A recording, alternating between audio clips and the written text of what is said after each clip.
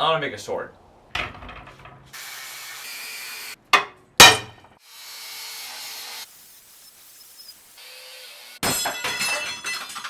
Seeing that I've only attempted one hollow grind before, I think it's a great idea to try and do one on a 25-inch double-edged blade.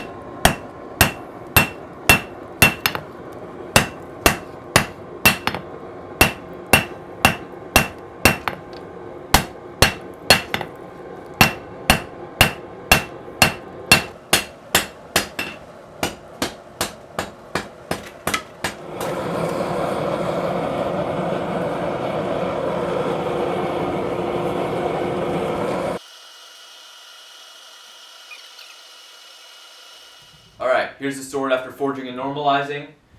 You might have noticed that I didn't forge the point in on this sword. The reason for that is just because pointy swords are dangerous.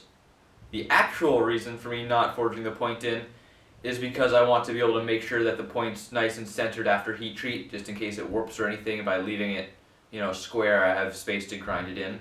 So now we're just going to get a 36 grip belt on the grinder. I'm just going to get to work, start hogging material off here. Right now it's just about 2 pounds, just a little bit above 2 pounds. So we should be able to take a whole lot off grinding. I want this to be a fairly light sword in the end.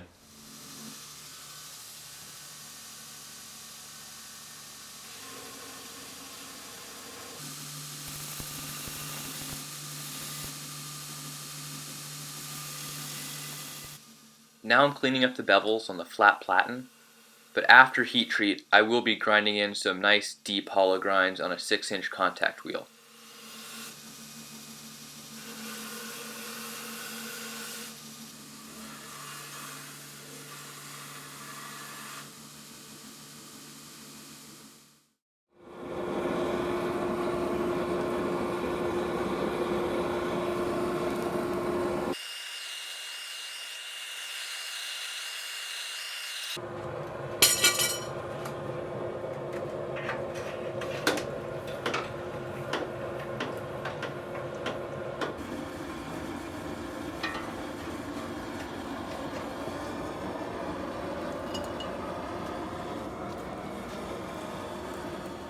Alright, our sword's out of heat treat. It came out of the quench nice and straight, but we got that tempered.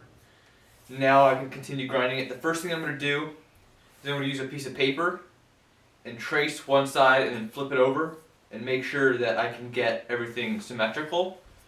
That's the first step, and then I'll go redo the flat grinds, get a nice edge thickness, we'll bring the edge down to right where I want it before sharpening, and then I'll go in on the contact wheel and do my hollow grinds.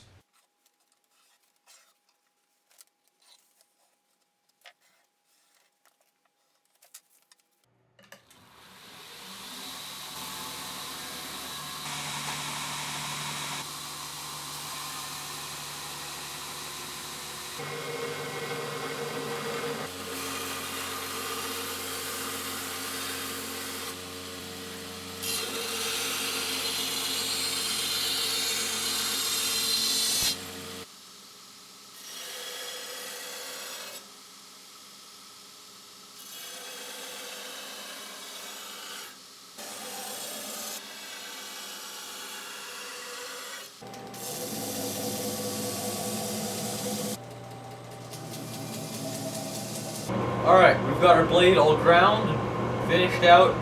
It weighs just under a pound right now, which is awesome. Super light. So now we've got to forge the guard. I've got a piece of steel heating up in the forge. So we're going to forge it roughly to shape and then hot fit the guard onto the tang. And then we can go back and grind the guard closer to shape before finishing it.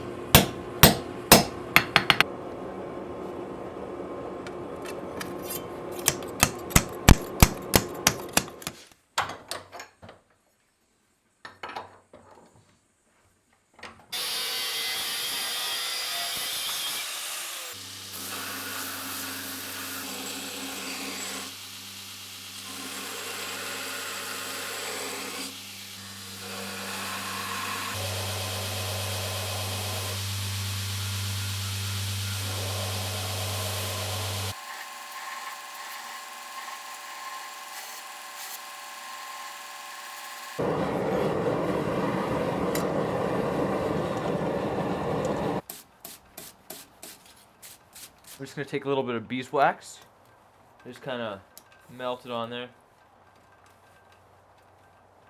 And that's just going to give it a nice black finish.